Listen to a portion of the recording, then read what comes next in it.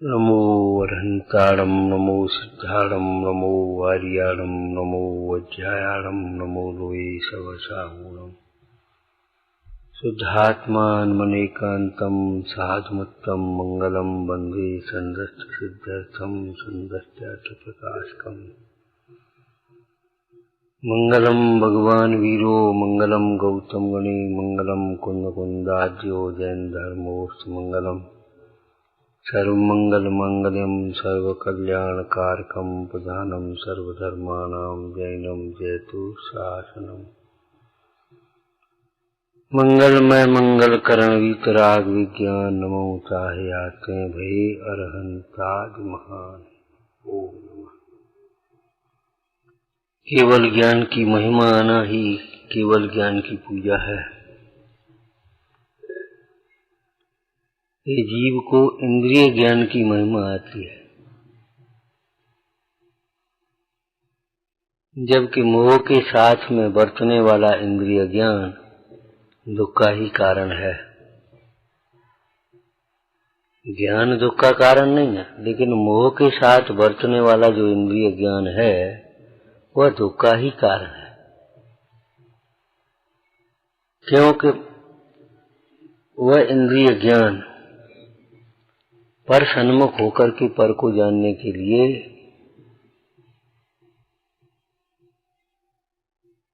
निरंतर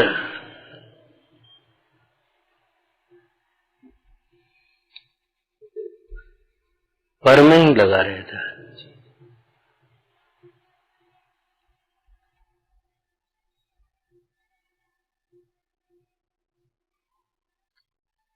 केवल ज्ञान का स्वरूप अपने को जानते हुए, अपने में रहते हुए, अपने आनंद में मग्न रहते हुए, अपने में रहते हुए का मतलब अपने आनंद में मग्न रहते हुए, संतुष्ट रहते हुए, सारा लोकालोक युगपति एक साथ जाने। केवल ज्ञान का दूसरा नाम सर्वज्ञता भी है। यद्यपि केवल ज्ञान में केवल शब्द का अर्थ आत्मा भी किया है। केवल का अर्थ आत्मा भी किया है। और जैसे सामान्य लोक में इस तरह की भाषा बोलते हैं, भाई गरीब आदमी हो, बड़ा आदमी हो, बहुत बड़ा आदमी हो, आखिर दो रोटी खाएगा और क्या करेगा। संतोष है तो सुख है, और संतोष नहीं है तो कितना ही हो दुख ही दुख है। ऐसे ही समझ लेना चाहिए। इसी शैली में अमृतचंद स्वामी ने टीका की है शुद्ध केवली और केवली। केवल ज्ञानी भी लोकालोक को जानते इसलिए सुखी नहीं है।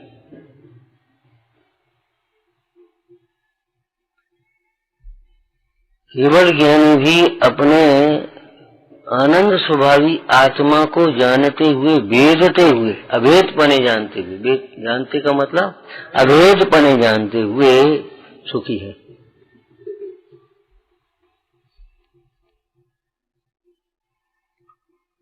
और सम्यक ज्ञानी भी अपने आत्मा का वेदन करते हुए सुखी है। क्या अंतर है? केवल ज्ञान हो जाएगा तो उससे हमें क्या लाभ हुआ? बताओ, हमें क्या उससे फर्क पड़ेगा? जब आत्मा को जानने से ही सुख होता है, तो आत्मा को जानना ही इष्ट हुआ। ये बात अलग है कि आत्मज्ञान होगा तो केवल ज्ञान फिर होगा ही। आत्मज्ञान हुआ तो केवल ज्ञान होगा ही। जिस दर्पण में अपना चेहरा दिखता है, उस दर्पण में सब कुछ दिखता है, लेकिन सब कुछ दिखने से हमें क्या मतलब है? हमें अपना चेहरा संभालना है, अपना चेहरा देखना है, अपने को देख करके आनंदित रहना।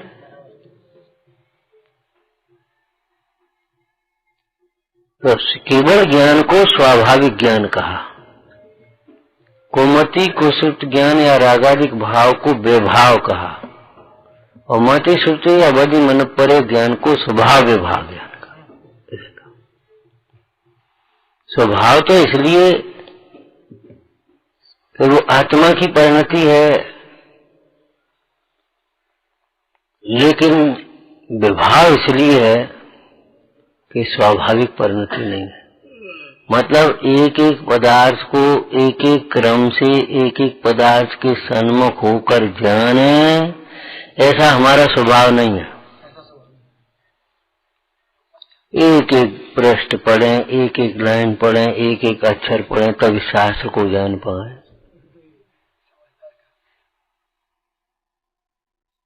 एक एक श्लोक रटें, तब हम पूरा ग्रंथ समझ पाए, ऐसा स्वभाव नहीं।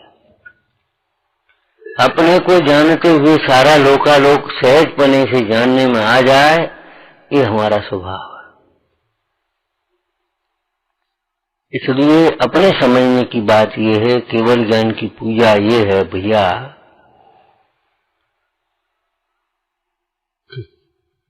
सारे लोकालोक को जानने को, पल को जानने के लिए तो क्यों आकुलित होता है।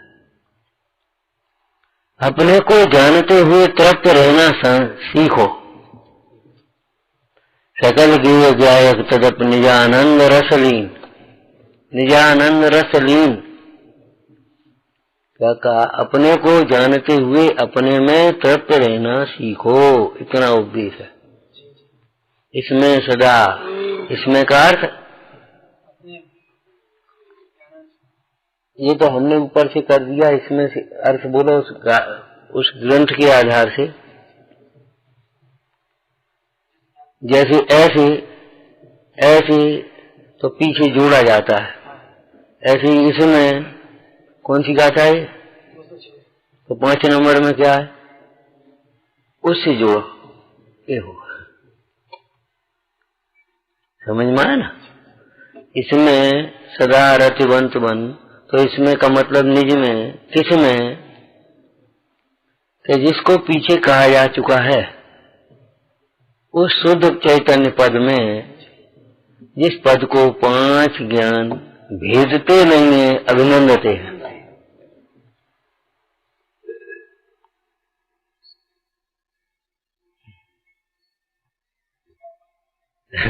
पांच ज्ञान किस प्रकार?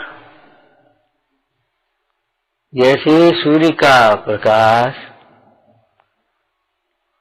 बादलों की जितनी छटाछटी है उस हिसाब से प्रकट होता है, लेकिन सूर्य का प्रकाश कोई बादलों में से नहीं आ जाता। वह थोड़ा थोड़ा जो प्रकाश आया या ज्यादा आया, तो वह उस पूर्ण प्रकाश को बता रहा है। ऐसे ये प्रकट ज्ञान, वर्तमान का प्रकट ज्ञान, ये उस ज्ञान स्वभाव को बता रहा है, सहज ज्ञान स्वभाव। क्योंकि पर्याय बिना गुण के नहीं होती, बिना द्रव्य के गुण पर्याय बिना द्रव्य के नहीं रहे। समय प्रवचन सार जी की भाषा थोड़ी सी क्लिष्ट है संस्कृत, लेकिन कोई बात नहीं है। वृत्ति है तो वर्तमान है, एक धर्म है तो धर्मी होना चाहिए। ऐसा नहीं है धर्म तो है धर्मी नहीं है। जो धर्मी को कुछ नहीं समझता वह धर्मात्मा नहीं होता, न धर्मो धार्मिक के बिना। ये तो लौकिक बातें हैं, दूसरों को मूड समझने वाला सबसे बड़ा मूड है।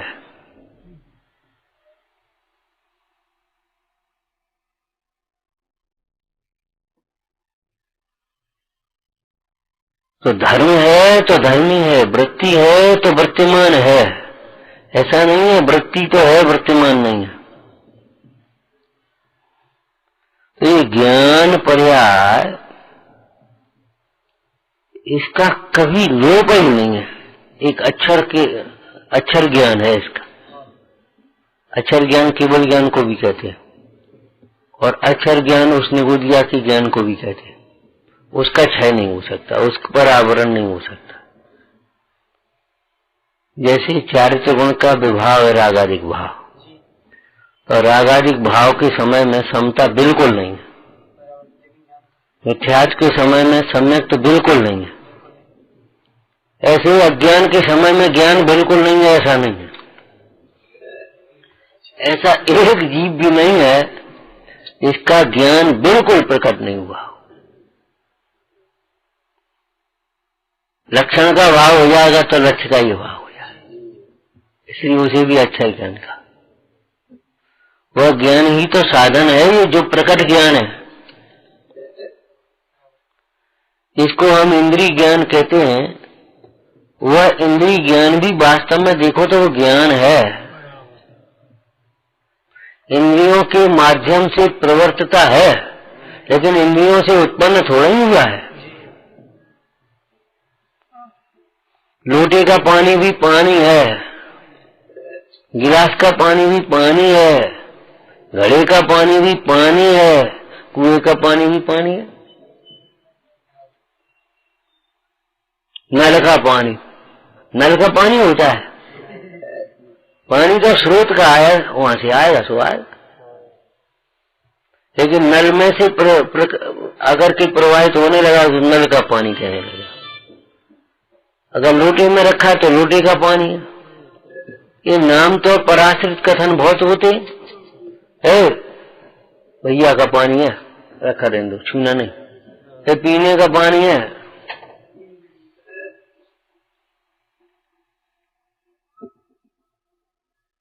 चौके का पानी, नहाने का पानी। अरे पानी का पानी कब समझोगे जी होता? और पानी का पानी, पानी से भिन्न ऐसा कौन सा पानी है जिसका ये पानी है? पानी ही है, पानी पानी का है, अर्थात पानी पानी ही है और कुछ नहीं है। ऐसे ये ज्ञान भी ज्ञान ही है, शास्त्र का ज्ञान, संस्कृत का ज्ञान, इंजीनियरिंग का ज्ञान, ज्योतिष का ज्ञान, विज्ञान का ज्ञान, ये विषय है, विषयों की अपेक्षा से उसके ज्ञान के नाम है। वास्तव में देखा जाए तो ज्ञान ज्ञान है कि कुछ और है। उस ज्ञान की ओर पहुंचने के लिए वो एक निमित्त, देखो ये ज्ञान कौन रहा ये बता। ये तो ज्ञान की चर्चा है। न्याय ग्रंथों में एक चर्चा बताएं, दूध की जली हुई गंध भी दूध को प्रसिद्ध करती है। दूध की जली हुई गंध भी, जबकि वो दूध की स्वाभाविक गंध नहीं है।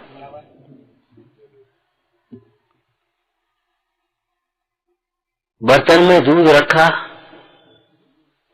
चूल्हे पर और दूध बना, उस चूल्हे में गया, गंध, दूध बन गया, देखो जल्दी,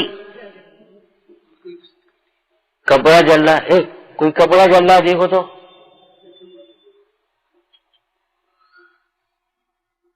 ये कौन ने क्या जला दिया, जिसकी बदबू क्या आ रही? अरे कोई टायर फायर जला दिया कोई। बोलो, जो जिसका होता है उसको प्रसिद्ध करेगा, किसी भी रूप में हो, कहीं भी हो। तो ये रागादिक भाव भी ये समझो आत्मा को प्रसिद्ध करे। यहाँ आत्मा है, स्वरूप को नहीं, ध्यान रखना, आत्मा की सत्ता को सिद्ध कर रहे हैं। जहां जहां रागादिक है वहां वहां जीव है, जहां जहां जीव नहीं है वहां वहां रागादिक भी नहीं।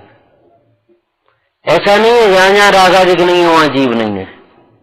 रागादिक नहीं है ऐसी सिद्ध दशा में जीव है, अनंत दशा में जीव है, 11वें 12वें गुण स्थान में जीव है।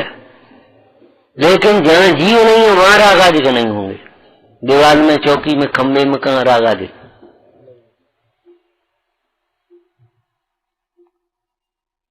जैसे जहां जहां धुआं है वहां वहां अग्नि है, जहां जहां अग्नि है वहां वहां धुआं नहीं है।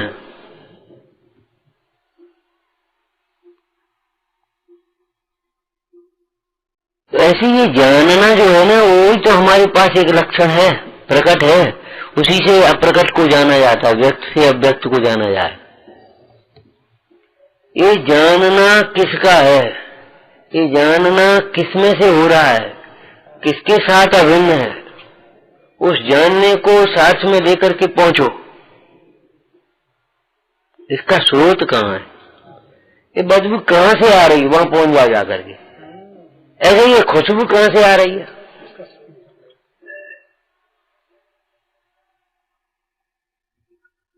सुकुमार मुंडाज के पास श्यालनी कैसे पहुंच गई थी? वो खून चाटते हुए। ये तो सुकुमार चरित्र की चर्चा है। लौकिक में एक चर्चा इसी तरह की आई कि एक शिकारी था, तो पड़ा हिरन के पीछे, हिरन पड़ा, भगा, भगते भगते कांटा लगा तो उसका खून टपकता गया और झाड़ी में घुस गया। तो वो खून के टपकी धार को देखते देखते देखते वहां पहुंच गया और शिकारी को ने हिरन को पकड़ लिया। हिरन ने कहा, देखो तुम हमें मारोगे तो भाई, लेकिन एक बात थोड़ी सी हमारी सुन लो। वो तो कवियों का, लेखकों का उपदेश देने का माध्यम है। बोली, भाई बोलो, अगर तुम कह रहे तुम्हें तो जो बताओ, हमारा पता तुमने कहाँ दिया, हम झाड़ी के पीछे छिपे थे। बोले, इस खून ने, जिसके लिए हम रक्षा के लिए दौड़े, वही ने खून ने तुम्हारे पता बताया। तो शिकारी को बहराग हुआ, हो कौन के लिए मर रही? जो जिसको अपना मानता है आत्मा के अतिरिक्त, उसी में मरता है, ध्यान रखना। ये सब को मरण के कारण होते हैं। आपको दृष्टांत बता दिया। भौरा कौवा काठ में मरे, कमल में मरेगा, पतंगा दीपक की लौ पर मरेगा, बताओ कहाँ मरेगा? मोही जीव अपने शरीर में, परिवार में मरता है, बताओ कहाँ मरेगा?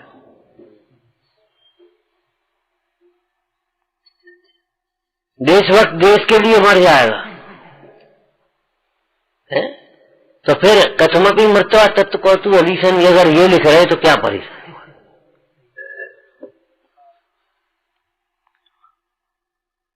वहां तो कुमरण होगा और यहाँ तो मरण ही मिट जाएगा। समाधि मान करना चाहिए। अगर कुमरण नहीं करना हो, दुखी नहीं होना हो, तो एक प्रतिज्ञा करने लायक है, आत्मा के अतिरिक्त किसी को अपना मत मानो।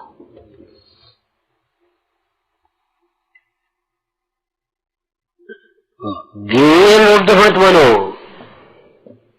गेयों के लोभी, गेय सन्मुख होकर के भटकने वाले जीवों, अपने उपयोग को ज्ञाय के सन्मुख करो। एक एक गेय के सन्मुख होकर एक एक गेय को जानते जानते तुम अनंत काल में भी गेयों को भी नहीं जान पाओगे, ज्ञाय को तो क्या जानोगे? यदि ज्ञायक भाव को, जाननहार को जाना, तो सारा लोकालोक तुम्हारी वैसे ही जानने में आ जाएगा। केवल ज्ञान की पूजा ये है, शिक्षा लेना चाहिए केवल ज्ञान से। क्या इस विश्व में एक आत्मा ही जानने लायक है, सारा विश्व तो जानने में आने लायक है, जानने में आने लायक है, जानने लायक नहीं। सारपना घटित तो नहीं होता। कलश टीका की भाषा में अगर अपन कहें तो सारपना घटित नहीं होता। पुद्गल धर्म धर्म आकाश काला अन्य जीवों में शुद्ध जीव के जानने पर जाननहारी को ज्ञान भी है और सुख भी है, इसलिए उसमें सारपना घटित होता है, माने वह जानने लायक है। बाद बाकी जानो मत जानो, विपरीत जानो, वैसे कोई फर्क नहीं पड़ेगा। प्रयोजन भूत तत्व अप्रयोजन भूत तत्वों का निर्णय ही इसलिए है। सारा विश्व है, सात तत्व प्रयोजन भूत हैं, परंतु उपाधि शुद्ध आत्मा। ये कहां तुम इंद्रिय ज्ञान के लोभी होकर के कहां पड़े हो? कहां पड़े हो? रटाई पढ़ाई का ज्ञान क्या करोगे?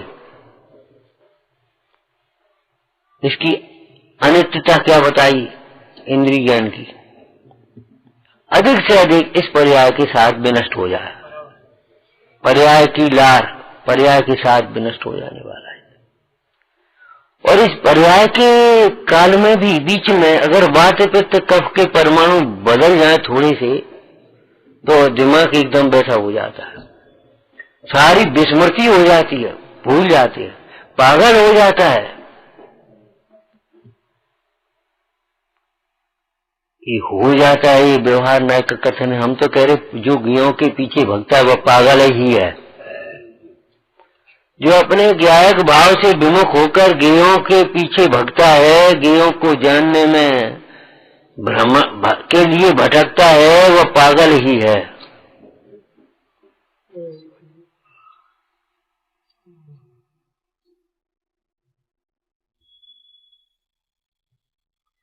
एकाग्रता अगर नहीं आई पढ़ने सुनने से, तो उस पढ़ने सुनने का लाभ ही क्या हुआ? तो केवल ज्ञान में से क्या सीखने लायक है कि केवल ज्ञान प्रकट होता है। किसको होता है, किस अवस्था में होता है? स्वरूप तल्लीनता की दशा में केवल ज्ञान होता है। स्वरूप तल्लीनता किसको होती है? स्वरूप का भान नहीं हो तो स्वरूप में लीनता होगी कहां से? इसलिए उस स्वरूप को जानो जिसकी आराधना से केवल ज्ञान होगा।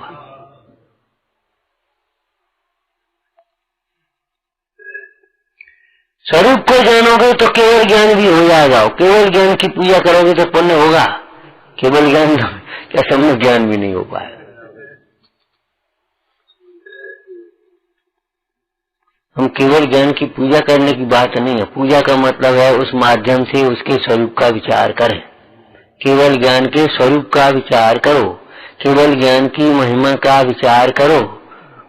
केवल ज्ञान ही प्रकट करने लायक है, ये विचार करो। केवल ज्ञान के साथ अनंत सुख अभिनव हावी है, अनंत बल अभिनव हावी है। उस केवल ज्ञान के साथ आत्मा के अनंत गुणों की निर्मल पर्याय प्रकट हो जाती हैं अपने आप पूर्णता से। क्या रह गया बता? वो अनंत दशा में थोड़ी सी अघातीय कर्म रह गए, उसे कोई मतलब नहीं है।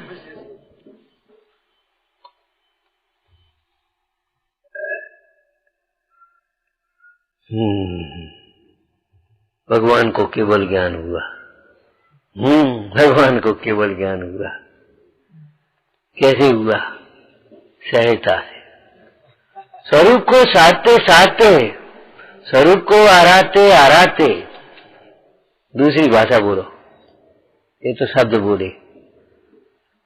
स्वरूप में मग्न रहते रहते, स्वरूप को देखते देखते प्रसन्न रहते हुए केवल ज्ञान सहज हो गया। दृष्टांत अच्छा तो नहीं है लेकिन लौकिक है, अब क्या करें उसमें। अच्छे और बुरे क्या होते हैं? प्रयोजन अच्छा हो तो अच्छा है और प्रयोजन खराब हो तो खराब है।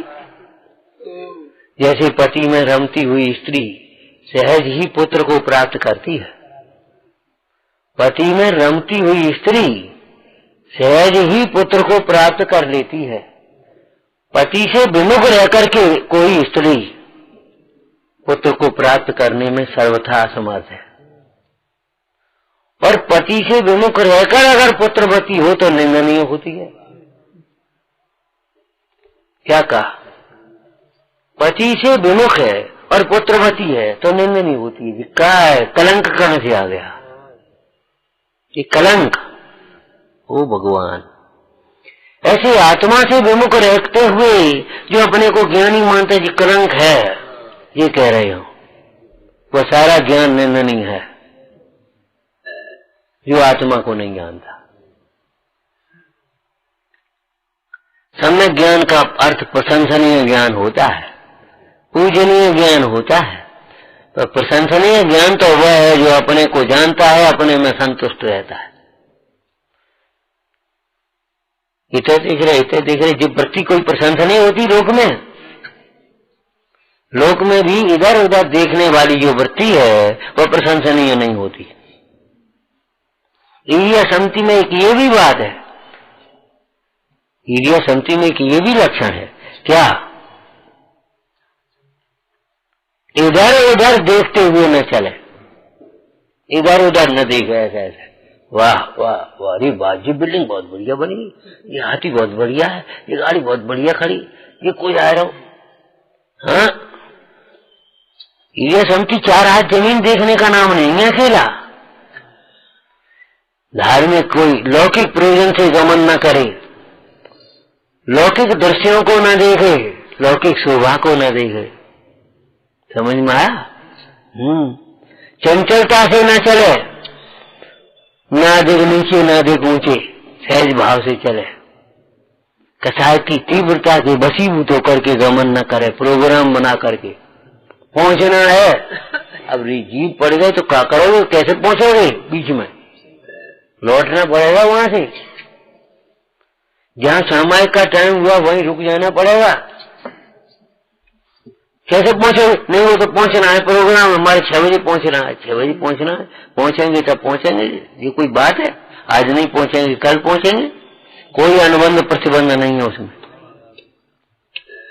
अनुबंध प्रतिबंधों में उलझा हुआ जीव धर्म मार्ग को प्राप्त नहीं कर पाता, धर्म मार्ग में आगे नहीं बढ़ पाता। ऐसे ही यहां समझना, इधर उधर देख करके नहीं चलना है, ऐसी शकल देख करके नहीं बोलना है, शकल देख के नहीं खाने हैं। मैंने सारी समितियों में देखना आप, यही प्रवृत्ति। तो केवल ज्ञान की इस पावन बेला में क्या समझना भैया, क्या करें, केवल ज्ञान तो है नहीं, केवल ज्ञान तो है नहीं। अरे हो जाएगा केवल ज्ञान नहीं। कोई स्त्री ऐसे दुखी होती, क्या करें हम है? तो हम अपनी बातें कर रहे हो, हमारे पास हमारा तो लड़का नहीं है। लड़का नहीं है तो लड़का कैसे होगा बता? जैसे पति में रमती हुई, पति के प्रति आदर भाव रखती हुई, पति में संतुष्ट रहती हुई है, पति में लीन होती हुई, वह स्त्री सहज उत्तम पुत्र को प्राप्त करती है। योग काल में योग सारी व्यवस्थाएं लिखी हैं, उनकी चर्चा आयुर्वेद ग्रंथों में भी है, धर्म ग्रंथों में भी है, ज्ञान योग में। चाहे जैसे नहीं, चाहे जैसे भाव से नहीं, चाहे जैसी प्रवृत्ति से नहीं।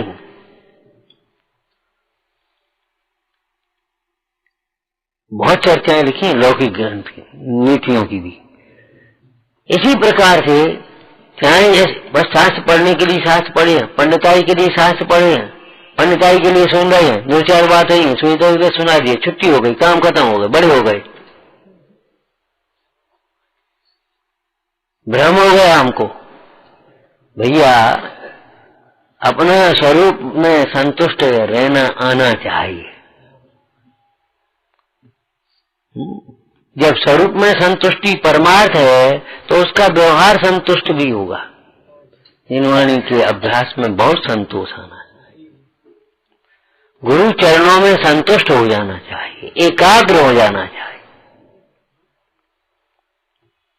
एक दो वो श्लोक लिखा है, अब क्या है शुद्ध अशुद्ध हम तो प्रयोजन परक कह रहे। राजा प्रसन्नम गज भूमि दानम, राजा प्रसन्नम गज भूमि दानम और गुरु प्रसन्नम मुक्ति प्रदानम, बीच में 2 है। और अब हमने कह दिया पहले, वो बनिया कोई संस्कृत का शब्द नहीं है, बनिया प्रसन्नम दमनी छदामम, वो कोई संस्कृत के बनिया कोई संस्कृत का शब्द ही नहीं है, लेकिन वो तो एक कहने की बात है। स्त्री प्रसन्नम गज मल मूत्र दानम और गुरु प्रसन्नम मुक्ति प्रदानम।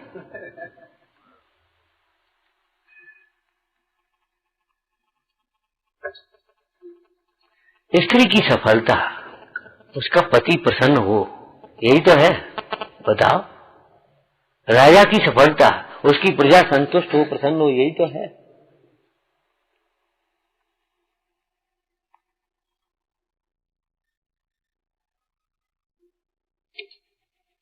और प्रसन्न कौन कर सकता है? जो स्वयं प्रसन्न रहे। एक चर्चा हमने कई थी लोक व्यवहार की।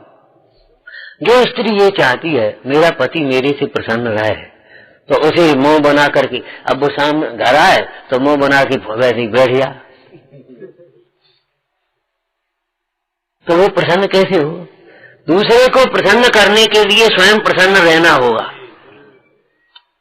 समझना, दूसरे को प्रसन्न रहने करने के लिए स्वयं प्रसन्न रहना होगा, और स्वयं प्रसन्न होगा वही दूसरे की प्रसन्नता में निमित्त हो सकता है।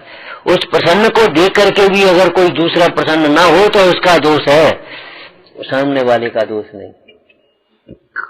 ये वितरागी प्रसन्न मुद्रा, आनंदमय मुद्रा है, जगत की प्रसन्नता में निमित्त है। ये जिन मुद्रा, इसी यही तो है।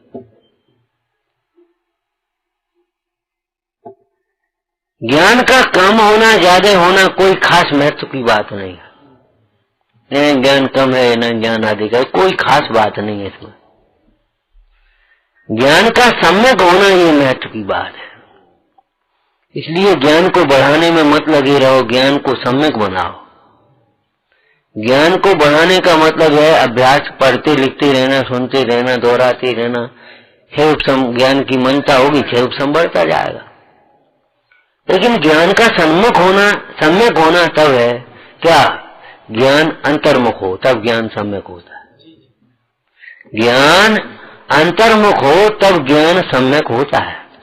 जब तक ज्ञान अंतर्मुख न हो तब तक सन्मुख नहीं होता, और जब तक ज्ञान सन्मुख नहीं हो आत्मा के, तो आत्मज्ञान नहीं होता, सम्यक ज्ञान नहीं होता। फिर केवल ज्ञान कहां से होगा? स्वरूप लीनता की दशा में केवल ज्ञान होता है। इसलिए केवल ज्ञान के अभिलाषी जीवों को स्वरूप को समझना चाहिए, स्वरूप का निर्णय करना चाहिए, स्वरूप को ही का भरोसा करना चाहिए, प्रतीति स्वरूप की भावना भाना चाहिए, स्वरूप में एकाग्र हो जाना चाहिए, स्वरूप में ही रम जाना चाहिए।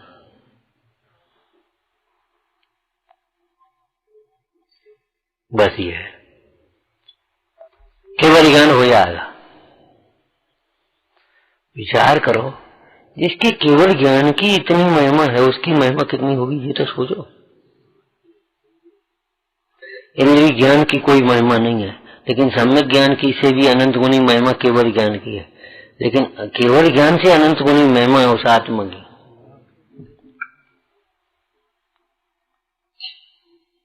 ये समझना चाहिए। वो क्या नाम आत्मा की है, क्यों? केवल ज्ञान एक पर्याय है, उससे अनंत गुनी महिमा एक गुण की हुई, और उस ऐसे अनंत गुण आत्मा में उसकी महिमा एक कितनी होगी बोलो? एक रत्न की इतनी महिमा है तो रत्नाकर की कैसी महिमा होगी? रत्नाकर है, कौन है रत्नाकर? केवल ज्ञान रत्न है, केवल ज्ञान तो रत्न है, बेशकीमती रत्न है। लेकिन रत्नाकर के आगे तो रत्न, आखिर रत्नाकर के आगे तो रत्न नहीं। केवल ज्ञान बिंदु है और आत्मा सिंधु है। केवल ज्ञान बिंदु है और आत्मा सिंधु है। केवल ज्ञान तब तक ही है जब तक आत्मा में लीन है। आत्मा से विमुख हो गया तो केवल ज्ञान नहीं रहेगा, लेकिन केवल ज्ञानी आत्मा से कभी विमुख होंगे ही नहीं। अनंत काल तक क्यों रहेगा केवल ज्ञान? वो अनंत काल तक स्वरूप में आत्म उपयोग रमा रहेगा, इसलिए अनंत काल तक केवल ज्ञान रहेगा। केवल ज्ञान को देख करके, पुत्र को देख करके पिता की प्रसिद्धि होती है। सुपुत्र के द्वारा। अरे इस देश को महात्मा गांधी के नाम से न जानते लोग आजकल वर्तमान में, यहाँ के थे। तो आत्मा को कैसे जानोगे आप? और उन गांधी को देख करके लोग हिंदुस्तान देखने जाते, पोरबंदर देखने जाते हो। ये जन्मभूमि है, यहाँ गांधी जी पैदा हुए थे। यहाँ केवल ज्ञान पैदा होता है, कुछ होश है तुझे?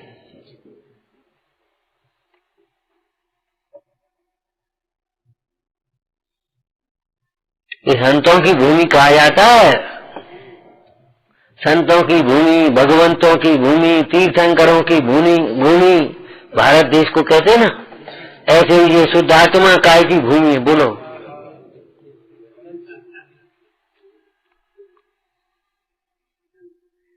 केवल ज्ञान की जन्मभूमि है, और जन्मभूमि के बिना बताओ क्या करोगे?